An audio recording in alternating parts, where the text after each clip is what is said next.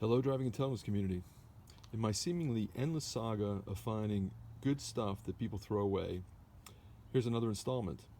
This air compressor, which was found in an electrical recycle bin, it's a very good quality. It's got a nice long hose on it for pumping up tires. I picked it up, took it home, tested the battery. The battery is actually a fairly large 12-volt battery system. Battery was bad. Ordered another one.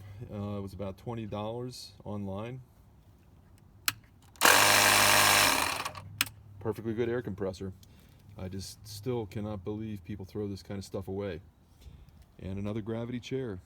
Only problem, the cords had disintegrated. Ordered another set online. And now I have another gravity chair for my dock. Can't beat that. Don't replace it, fix it.